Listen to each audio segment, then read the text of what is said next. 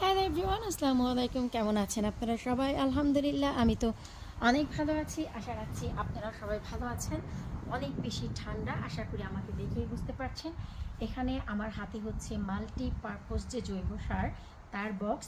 আর এই যে মাল্টিপারপোজ জৈব সার কীভাবে বানাতে হয়, কী পরিমাণ ব্যবহার করতে হয়, তার একটি ভিডিও কিছুদিন আগেই আমি আপনাদের সাথে শেয়ার করেছি। আজকে এই জৈব সারের প্যাকেটটি আমি নিয়ে বাহিরে চলে এসেছি। এত ঠান্ডায় আমার পোশাক আশাক দেখে নিশ্চয়ই বুঝতেই পারছেন, কারণ এই যে একটি আমার গার্ডেনের পরিবর্তন এর আগে আপনারা দেখেছিলেন, এটি হচ্ছে আমার বেগুন গাছের বে।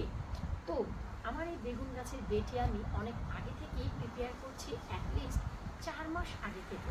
কারণ 4 মাস আগে যদি আপনারা প্রিপেয়ার না করেন, তাহলে দেখা যায় যে আপনাদের গাছের ফলন ততটা হবে না যতটা আপনারা আশা করেন। তো এই যে আমার জৈব সার, এই জৈব সারগুলো ওয়াও এত বেশি ঠান্ডা যে কি বলবো। তো এখন এই যে জৈব সার আপনারা অনেকেই যা করেন, যে আমি জানি না যে ক্যামেরায় আমাকে কতটুকু দেখা যাচ্ছে, তো আমি একটু বসে নিচ্ছি। তো এই যে জৈব সার, এই জৈব সার এইভাবেই যদি ফেলে দেন তেমন কিন্তু কাজ করবে না। আপনাদেরকে এগুলোকে ভাঙতে হবে, গুঁড়াতে হবে, মুচড়াতে হবে।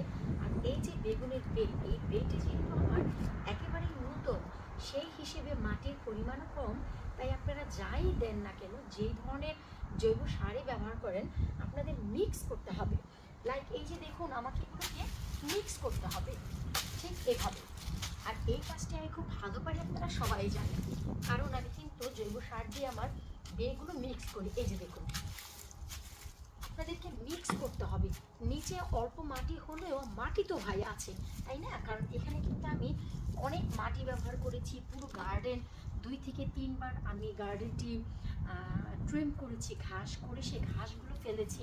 তো এগুলো সব পচে গেছে অলমোস্ট। এই যে দেখুন, তো এখন এই যে সার, এই সারগুলোকে আপনাদের ঠিক এভাবে করে একটি বড় দা কোদাল, আমি তো এটাকে কোদাল বলি, তো অনেকে আমাকে কমপ্লেন করেছে যে এটা কোদাল না, এটার জন্য কি একটা ডিফারেন্ট নাম আছে, তো সেটাও আমি ভুলে গিয়েছি। এনিওয়েজ, তো এই যে যে মাটি কোপালের জিনিস, এটা দিয়ে আপনাদের ঠিক এভাবেই মিক্স করতে হবে, লাইক দিস।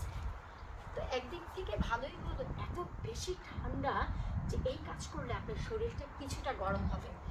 আর ব্যাটার হয় হাতে যদি গ্লোভস পরেন, কারণ ঠান্ডায় হাতগুলো একেবারেই জমে যায়। আর ঠান্ডার সময় বাইরে যাই থাকুক না কেন, ইকুইপমেন্ট এগুলো কিন্তু তুলনার থেকে বেশি ঠান্ডা বরফ হয়ে থাকে। তো এই যে দেখুন, এইভাবে করে মিক্স করতে হবে। কারণ আমি আপনাদের সাথে এর আগে একটি ভিডিও শেয়ার করেছিলাম যে এই বেতে আমি পার্মানেন্টভাবে বেগুন লাগাবো। তো বেগুন লাগানোর জন্য আমাকে এটিকে 4 মাস আগে প্রসেস করতে হবে। এখানে কিন্তু আমি অলরেডি অনেক ডিমের খোসা দিয়েছি। ফার্স্ট অফ অল প্রথম দিয়েছি আমার পুরনো যে পটের মাটিগুলো ছিল, 2023-এ যত গাছ আমি পটে করেছিলাম, যখনই আমি বেগুনের জন্য বেটি তৈরি করে সেই পটের মাটিগুলো ফেলি, তার উপর অনেকগুলো প্রায় 100খানিক ডিম তো হবেই, সেই ডিমের খোসা ফেলেছি। তার উপর দিয়েছি ঘাস, ঘাসগুলো দেওয়ার পর তারপর দিয়েছি আমার গার্ডেনের যত অবশিষ্ট যে লাউয়ের গাছ, কুমড়া গাছ যা যা ছিল, সেগুলো যে কম্পোস্ট করেছি ব্যাগে রেখে, সেই কম্পোস্ট কিছুটা কিন্তু আমি এখানে মিক্স করেছি। কারণ আমার লাউ গাছের মাচার নিচে যে মেইন জায়গা, সেটাও আমি প্রস্তুত করছি 2024-এর জন্য। এবং এই যে বেগুনের বেগ, এটাও আমি প্রস্তুত করছি। তো সেই হিসেবে আমাকে যে কাজটি করতে হবে, আমাকে প্রত্যেকটি হিসাব রাখতে হবে যে আমি কোনটাতে কী দিচ্ছি, এরপর আবার অন্য কিছু মিক্স করতে হবে। সো আপনাদেরকে অনেক ভালোভাবে মিক্স করতে হবে। যদি ভালো মানে ফল চান, আপনাদেরকে সব করতে হবে। এমন নয় যে আপনারা ডিম খেলেন আর ডিমের খোসাগুলো এভাবেই রেখে দিলেন, কাজ হবে না। আপনাদের ডিমের খোসাগুলোকে ড্রাই করতে হবে, ড্রাই করে সেগুলোকে স্কুইজ করতে হবে, স্কুইজ করে তারপর হচ্ছে আপনাদের এই যে জিনিসগুলো মিক্স করতে হবে। কারণ আপনি যদি ভাত প্লেটে ভাত নিয়ে রেখে দেন, কোনো বেনিফিট নেই।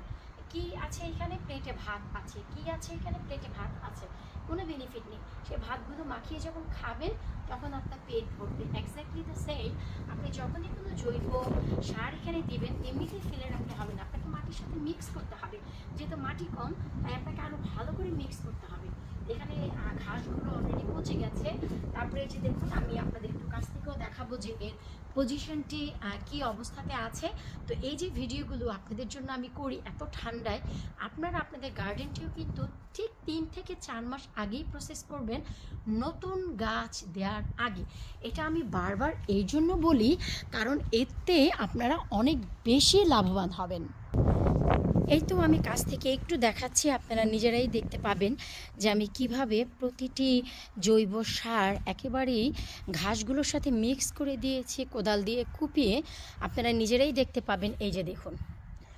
কারণ শুধু ভালো মানের ফল আশা করলেই হয় না, ভালো মানের ফলের জন্য আপনাকে ঠিক ততটাই পরিশ্রম দিতে হবে।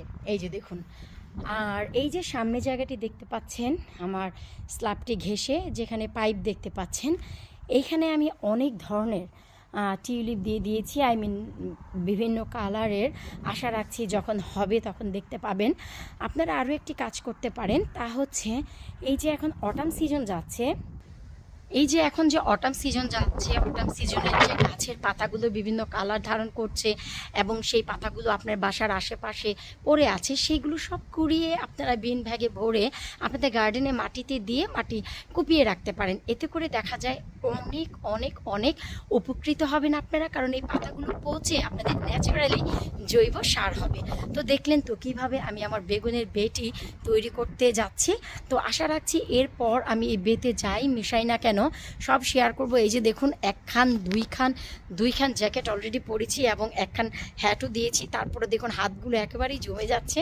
তো যাই হোক, আমি ঠিক আরও 2 মিনিট পুরোপুরি কোদাল দিয়ে এগুলোকে মিক্স করব মাটির সাথে। তো এখন আর ভিডিওটা আর বড় করছি না। আশা রাখছি আপনাদের ভিডিওটি ভালো লেগেছে। কারা কারা অলরেডি গার্ডেনে মাটি তৈরি করা শুরু করেছেন জানাবেন। এটি শুধুই আমার বেগুনের বেড জন্য আমি প্রস্তুত করতে যাচ্ছি। আশা রাখছি আপনাদের ভালো লেগেছে। বিদায় নিচ্ছি এই ব্লগে। পরবর্তী ভিডিওতে আবারও দেখা হবে ইনশাল্লাহ।